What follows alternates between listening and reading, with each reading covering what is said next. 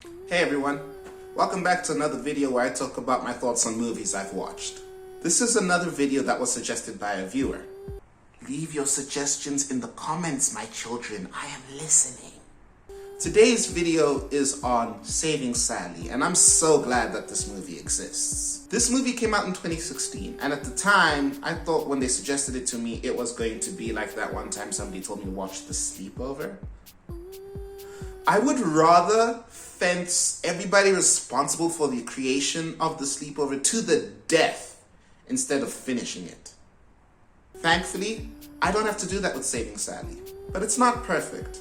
And as I discussed it with a friend, he brought up some really good points. Though before we get into it, hit that subscribe button like an abusive parent. Okay, maybe not like an abusive parent. And don't forget to hit that bell so that you're notified about every time we upload. 60% of you guys are not subscribed. I don't know why, you guys clearly keep coming back. Just make this easier on both of us and subscribe so that you can come back for more thoughts on films and stuff. Give me a thumbs up as well while you're at it. All done? Great. On with the show then. Also, spoiler alert if you're planning on watching this movie and you haven't yet. Hey, you got my text, right? I did, though I don't think that it's a good idea to eat deep-fried Oreos. I was just trying them. Besides, it was for movie night. Isn't that worse because you'll just end up eating more because you're distracted by the movie? It was fine. If you say so. Besides, I'm not here to talk about Oreos. Did you watch Saving Sally like I asked? I wish you were. Last thing we need is either one of us gaining more weight. Whatever. Did you watch Saving Sally? I did, and there's a lot that I could say about it, honestly. Oh, me too. There's just so much to enjoy, you know? The animation, the excellent use of effects, the simping. Exactly. Wait, what? I mean, I had to sit there and watch this dude Marty simp for over an hour 20. He was not a simp.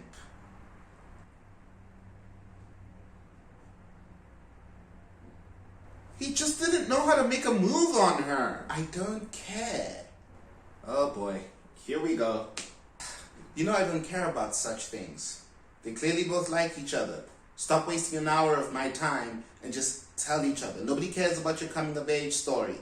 Muster up the courage, ask her out, get rejected, move on like the rest of us. Don't you think that's a little insensitive? It's not insensitive enough. You think people are gonna think about your feelings when they turn you down? Are you speaking from experience or? No. I'm just, tired of watching people be their own obstacles. You miss 100% of the shots you don't take. Stop being a coward. Go confess to your crush, now. Well, that was heated. And I mean it too. Marty and Sally were prepared to make the dumbest of decisions just to stay together. She was ready to go to the same art school just to be with him. Nobody said that that's why Sally decided to go to art school. What reason does she have to want to go to art school? She's clearly into engineering. Sally was tinkering about practically like a young Tony Stark. You really think she wants to go learn how to shade? Maybe. Instead of beating around the bush, they should have just had a healthy conversation about it, just talk it out. Marty was a shy, scared, introverted artist. I could understand if he'd have trouble doing something like that. Please, he was scared of everything. We saw the entire movie from his warped perspective. He thought he lived in this world filled with monsters. He kind of did live in a world full of monsters, though. Most of these so-called monsters of his were just random people. He labeled everyone from people walking past him to waitstaff as these nefarious, insidious creatures with evil intentions. Well, he's an introvert. He doesn't like people. He doesn't like people. What is he, a high schooler? Yes! I think he's read way too many comics for him to be able to judge people in such a polarizing way. He has no reason to judge them like this. I guess that's fair. A little more clarity on what made people be monsters would have been nice. And don't get me wrong, I loved the movie. I thought it was cute. It was really fun. But that ending though? It looked like they were gearing up to have them go their separate ways and be happy. So then why make them get together again? Because they were meant to be. You know, they spent some time apart, and then they matured. Then they came back together when they really understood what it meant to love each other. I don't know. I didn't want Marty to get with Sally.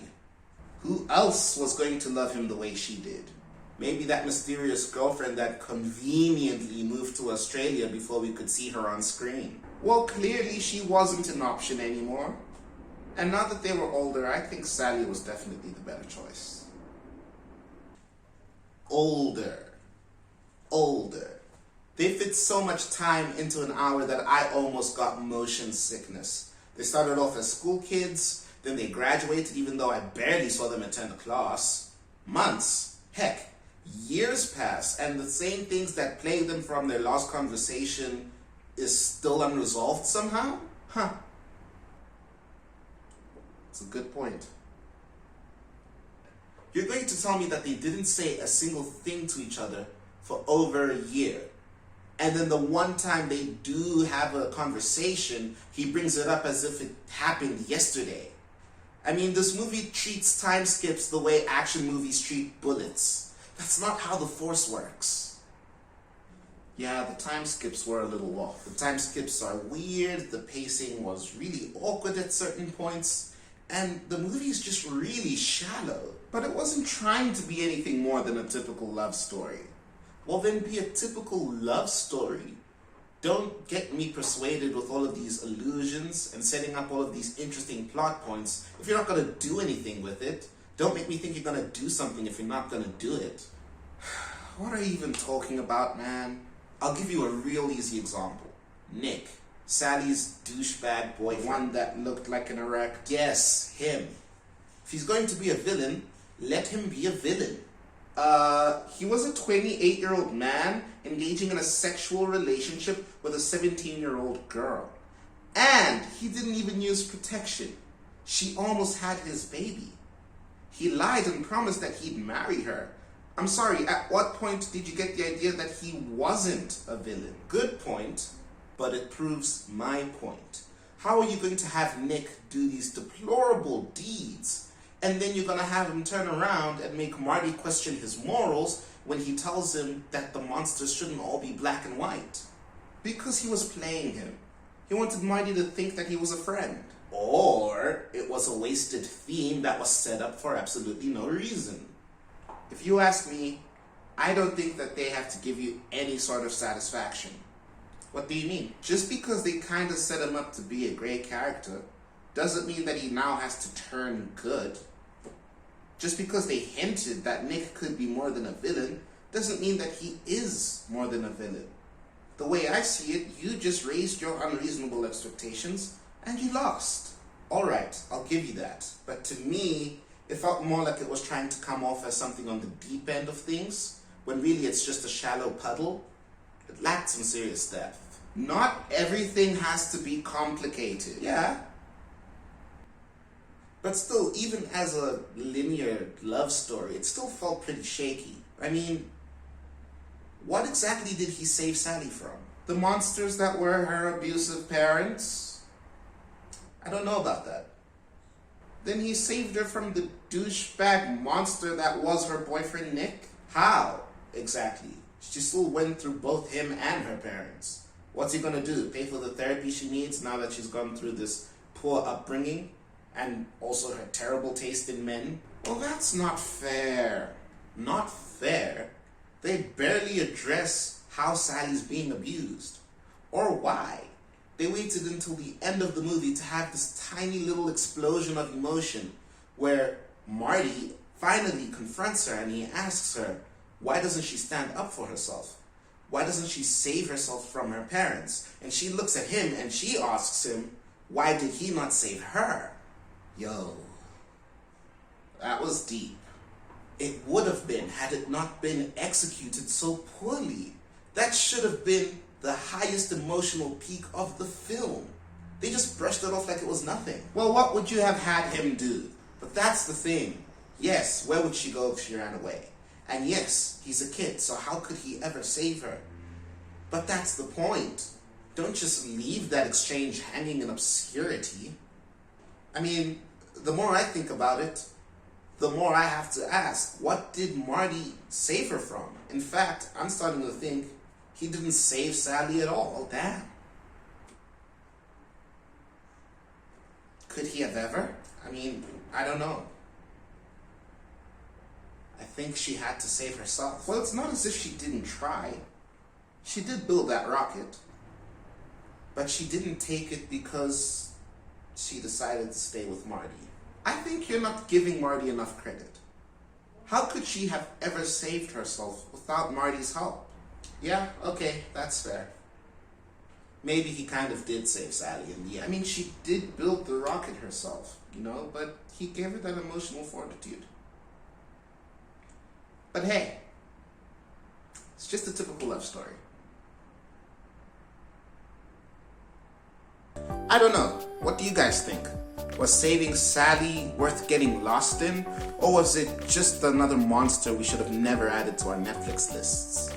I think it was absolutely brilliant, and as I stated before, I'm really glad that it exists. At first, I had the suspicion that it was going to kind of turn out like Oh Ramona.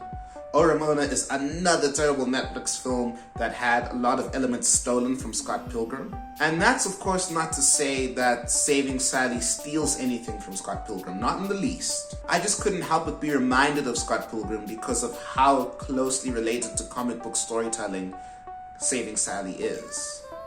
Even though there was a scene or two that fell a little flat, the acting was amazing. And the chemistry between Enzo Marcos and Rian Ramos was just excellent. I honestly loved to see them on screen. I can't recall if I've seen a Filipino movie before, but if this is my first, it's setting the bar really high. Like, I loved this film. It took the creators 10 years to complete this film and to put it out, and I'm just so happy that they never gave up. You can really feel the effort that went into it. Somehow, only 5 animators worked on the film, yet it feels like there were teams of hundreds. And I found certain aspects of the film really interesting, like how they made Marty wear the same styled shirt every day for a lot of his youth, like he was a superhero cartoon character.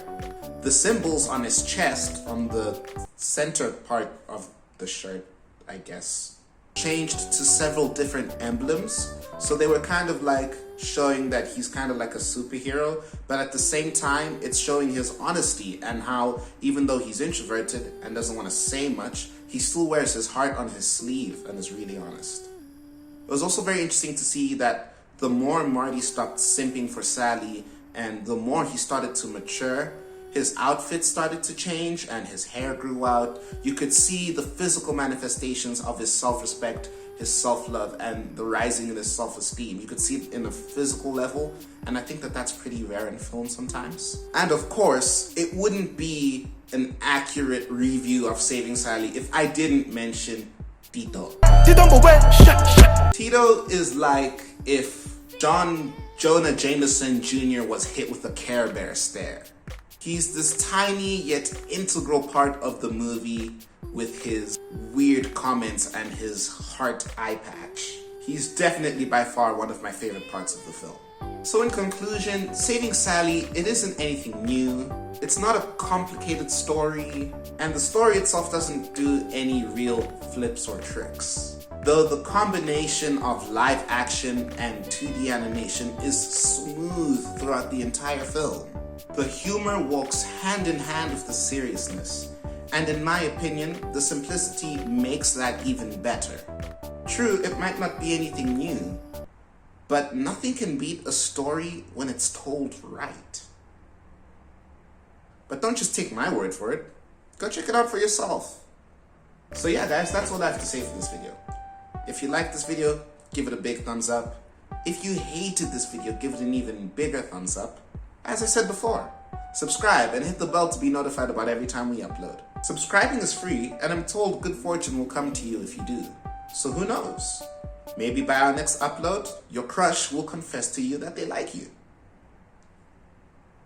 We have other videos like this on our channel, so if you like this one, you'll sure to like the others. Go ahead and check them out, click around, I'm sure they're somewhere on the screen. Our socials are in the description box below, so go down there and give us a follow. Alright, and that's everything. I will see you guys in the next video. Bye-bye.